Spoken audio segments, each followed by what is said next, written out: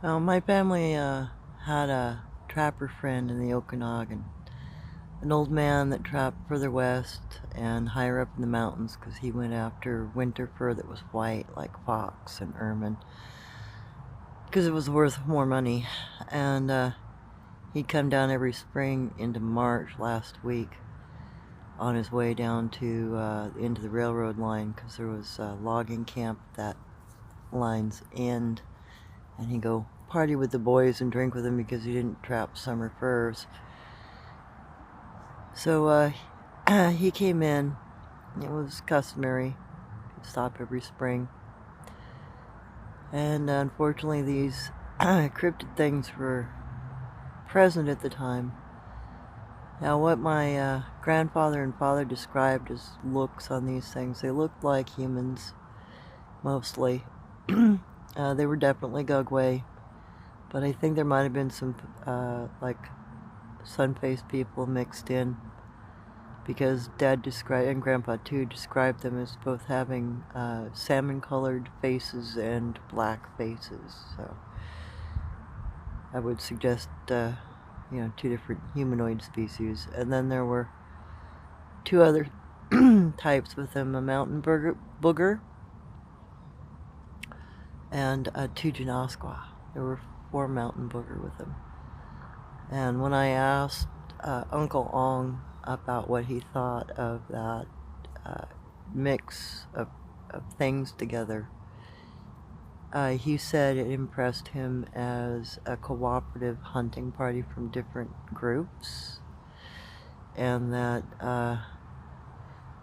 the reason why they only ever saw males at the cabin and on the attack was because they were exactly that, hunting together. So this old man comes in with his mule. Jesus Christ. By this point, my grandfather had already burned over the horse pen and barn and kind of had completely fortified their little cabin, and even put a 3-foot dirt berm around in order to keep these things at bay. So he was, definitely fighting a battle.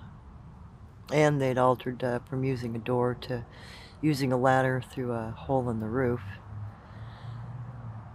So now you know why Native Americans built their houses that way. Take the ladder down, they have to jump in, you have a chance to do something about them. So this old guy gets surrounded by the mountain boogers, and he panics. He shoots one of them in the shoulder, right shoulder. And that leads to him getting torn apart from limb to limb. His mule will be having the same thing done to it. God, I would have hated to see that. Dad saw it, and the descriptions he gave me make me still kind of go, oh, God.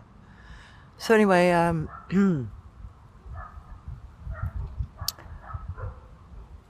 yeah, that didn't go over well. So they then watched for the next, 2-3 days, these cryptids playing with the parts of both the mule and the man. And then eventually, they just carried everything away, and I don't know, I ate it probably. But yeah, they grotesque.